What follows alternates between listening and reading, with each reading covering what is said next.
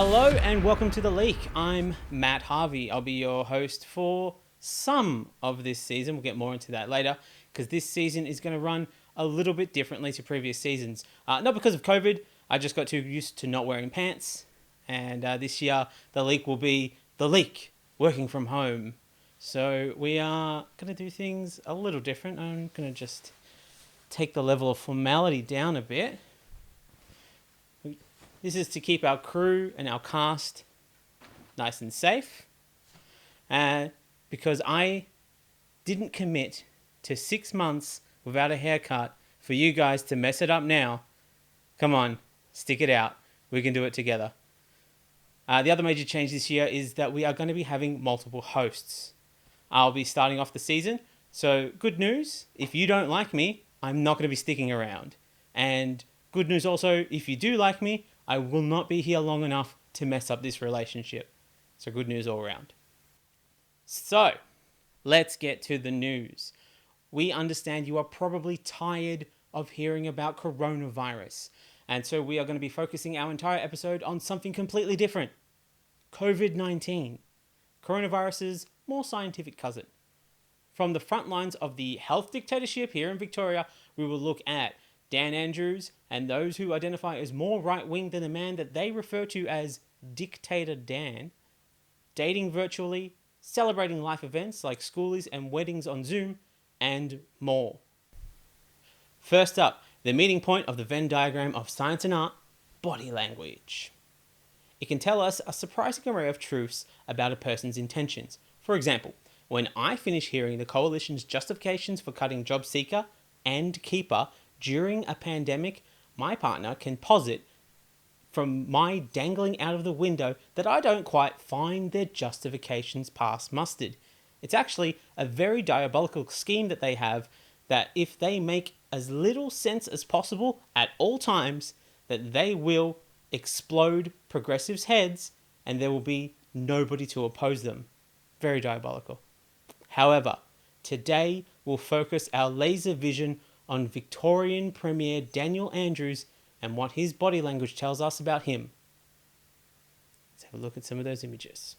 Here, in this image, we see that the Premier watched a rerun of Minority Report last night on 7Flix, his hand raised in a manner similar to Tom Cruise arranging data in that film. The expression, however, evinces deep frustration that he can't flick away all those angry reacts from his last Facebook post. In this next image we see the Premier's closed right fist communicates his godlike power to smite health ministers who make his government look bad. In body language terminology, this is known as the "Why are you order?" where the Premier had to make this same fist with his left hand. Such body language would conclusively tell us that he is exhibiting a strong preference for burritos for lunch. Yum yum. You better believe it. It's science. In this image, a reporter from The Australian has just asked the Premier if he exfoliates with the tears of Victorian small business owners. In response, Premier Andrews' flared nostrils and widened eyes create a gaze known in our field as the "if I were Superman, I'd totally fry your insolent ass with my heat vision," except Superman wouldn't do that because he doesn't kill people, and neither do I. Despite the enthusiastic requests from the likes of Tony Abbott and Andrew Bolt.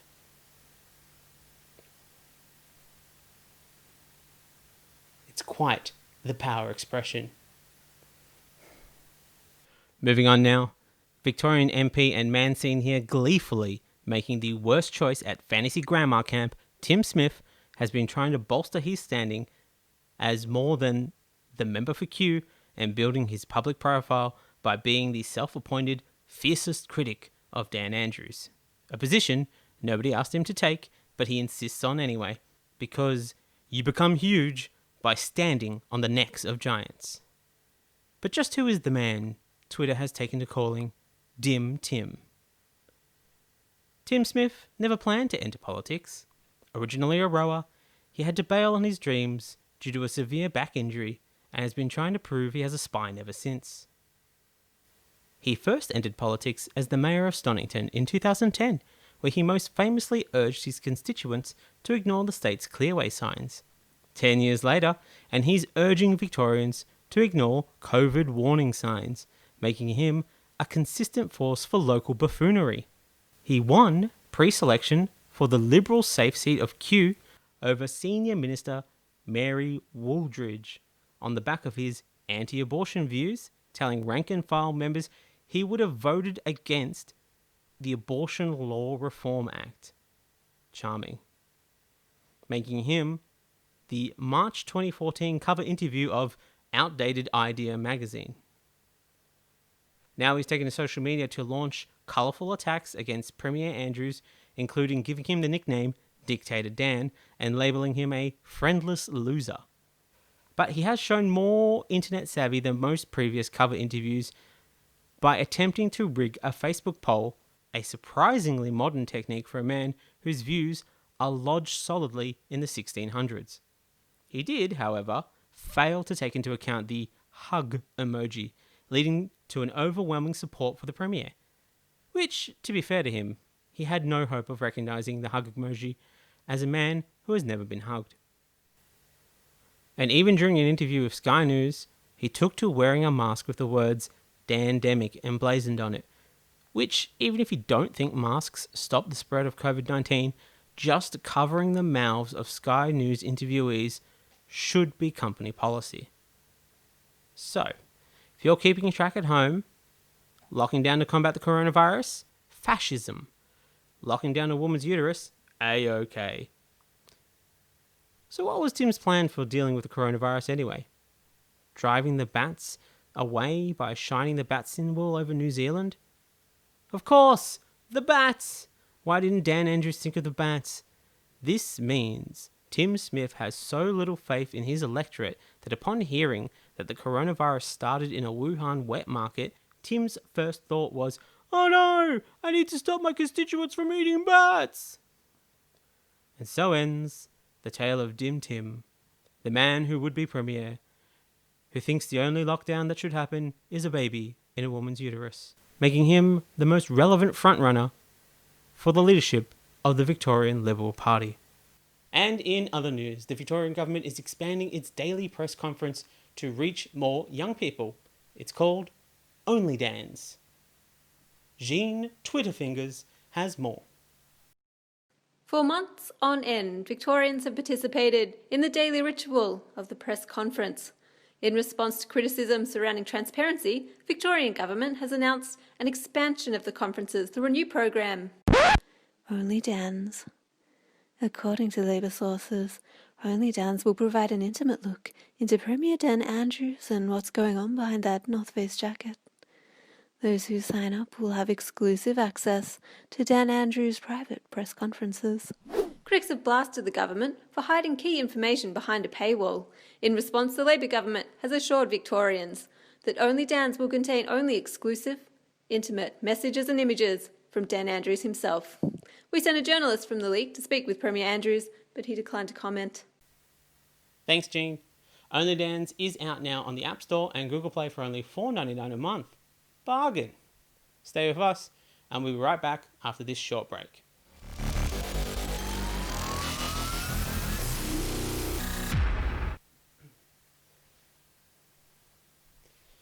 Welcome back. Coronavirus has been devastating for single people. If lockdown and economic disaster weren't enough, single people have had to endure it all without the sweet caress of a fellow human being. Unless they engage in dirty, illicit plague sex, currently trending number 3 on RedTube, or so I'm told. I wouldn't know. How have they adapted to this plague new world? The Leak's loneliness correspondent, Holly, has filed this report. Hi, it's nice to finally meet you. I've been looking forward to this all week. I don't know why we're doing this. Yeah, me too. I just remembered I agreed to this. So what have you been up to today? Oh, I made breakfast, made myself a hot water with lemon, Oh, I went for a walk, yeah? and now I'm here. Yeah. What about you? What have you been up to today? I just got back from a walk. I've been cooking a dish in the slow cooker. So yeah, just a pretty cruisy day. So how long have you been single? Well, since I can remember, so I think about July. How about you? Oh, about a year. Well, it was so nice to meet you. I hope you enjoy the rest of your day. I'll definitely speak to you soon. Yeah, speak to you soon. We will never speak again. I guess in conclusion, just meet up in person or whatever. I'm not really sure, but this was not worth it. Back to you, Matt. Thank you, Holly. And now, with the coronavirus lockdowns, people are turning to celebrating weddings, gender reveal parties, and even schoolies online. To help show you how you can make the most of your online schoolies experience, we turn to our resident social correspondent, Holly. Woo, schoolies! Hang on, weren't you just on the date? Holly, how did you get drunk so fast? I'm not drunk. I'm fucking pissed as, mate. You're supposed to be offering our younger viewers a guide to how they can enjoy schoolies online. Kids, log into Zoom, take a straw and the cheapest wine you can find and drink. Oh no, we seem to have lost Holly. What a shame. Look, I apologise for that, guys. Instead, let's cross live to our wedding correspondent who will show you how to get the most out of your online wedding. Right now, I'm at one of Australia's first Zoom-based weddings. Let's dial in, see how it's panning out. Thank you so much for being here, everyone. It means so much to us. Yeah, I know it's not Fiji, but at least we can all be in this together one way or another. What? I can't hear you, Franklin. Mum, turn up the volume. Remember, I showed you the button? Mum! What? Franklin, you're such a bloody mumbler.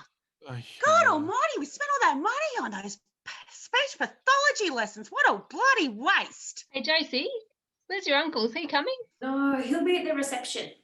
The next meeting, I mean. All right. Are we ready to begin? Yes. Yes. Yes. Wait, where'd you all go? Where are you? Hello? Where are you? We can't hear you. Oh, they're muted. Hang on, I'll put it in the chat. All right, everyone, get close together. God, Mum, not now. Put the goddamn iPad down. Oh no, where have you all gone? Where are you? Oh my God. Where do you keep going? Oh, you want to pin the screen. There should be a little button. A little button on the bottom. I still can't hear them. We can't hear the vowels. All right, everyone, smile. Oh, Jesus Christ, we should have waited for Fiji. Yeah, reception time, boys. Congratulations, you lovesick. Okay, right, I'm done. We're rescheduling this on the Google Calendar. It's over. What? To be a Got it. lawfully wedded wife? Hello? Oh, No. hello? Best wedding ever. Yeah, we're going to need to cut this and get something else. Yeah.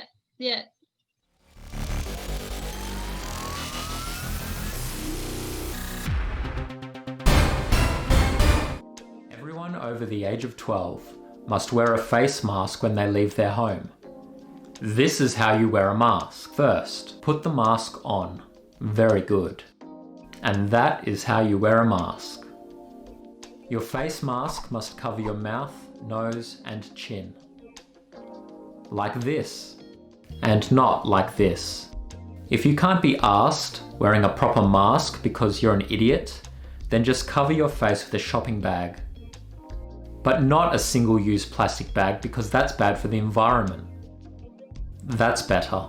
If you're one of those idiots who throws away reusable shopping bags after one use, then go to your tool shed and grab some gaffer tape. Then just wrap that all around your face. If you've put too much tape on and can't seem to take it off, and/or can't breathe, then call 000. Or just wear a bloody mask and save people's lives. If you can't be asked wearing a mask, then you're a bloody COVIDiot. Authorised by the Chief Medical Officer, Canberra. And now we have a special word from some randos desperate for attention about a movement that ignores everything that we've spoken about tonight. But hey, this is community TV and we cannot turn down the sponsors. Are you tired of the same old boring routine? Tired of listening to people telling you to wear a mask, stay inside, think about others' safety?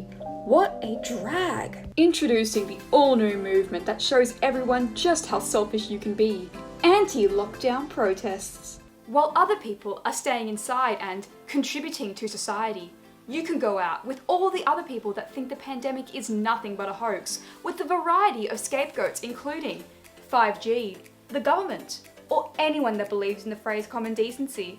Sure, some people think we're wrong, like scientists or anyone with an IQ over 5, but we handle that the same way we handle all our problems, by deliberately ignoring or harassing it until it leaves us alone. I mean, America has lifted most of their lockdowns, and just look at how great they're handling the situation.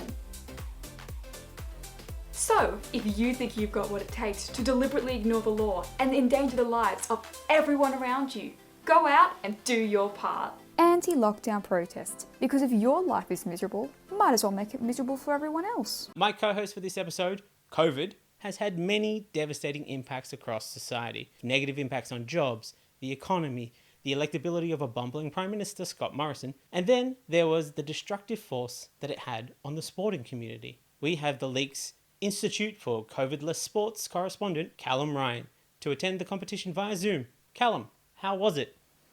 It was good.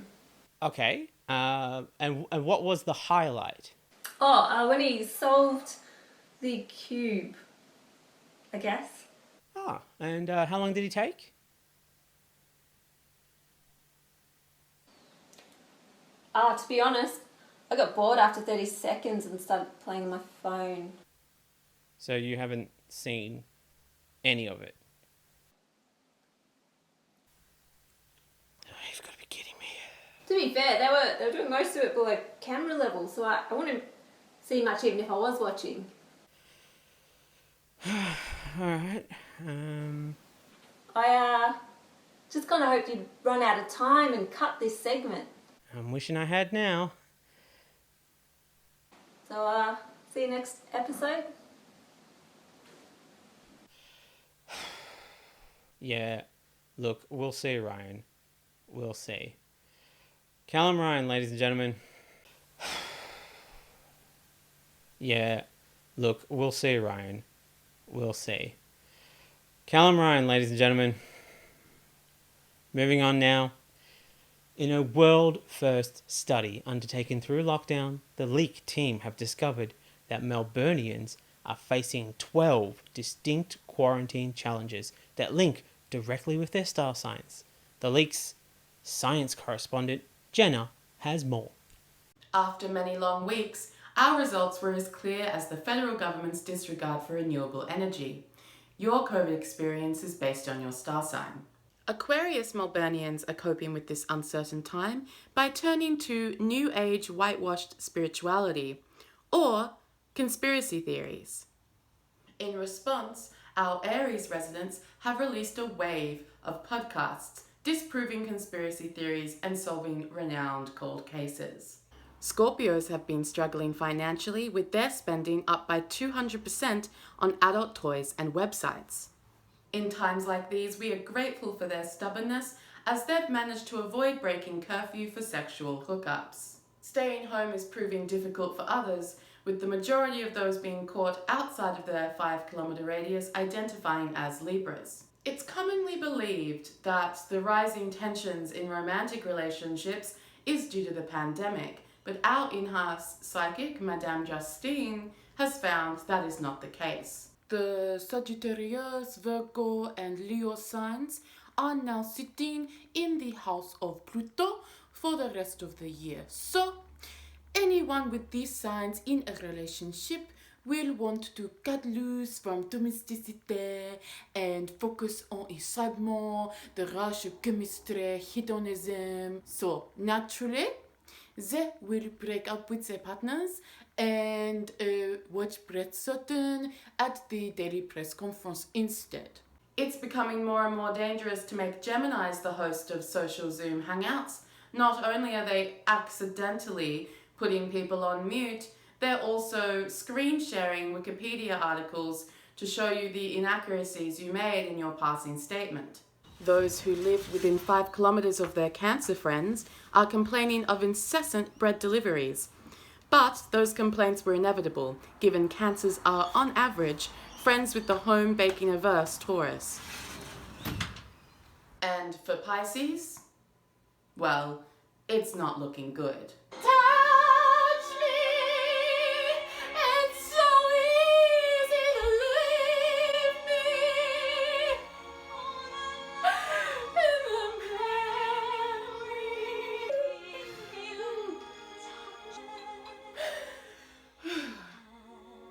And finally, over to the Leaks roving correspondent Jean to find out how the people of Melbourne are adapting their lifestyles to the lockdown measures. Over to you, Jean. Thanks, Matt. The lockdown has hit us hard here in Melbourne. I have to do my own camera work. Now, I can't actually go out to the streets to ask people on the streets how they're adapting. So I've adapted this format to be a little bit more COVID and pantsless appropriate.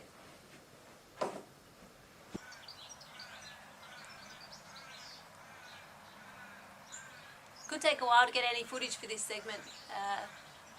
Oh, hold on. Hi, hello. How are you adapting to the Melbourne lockdown measures?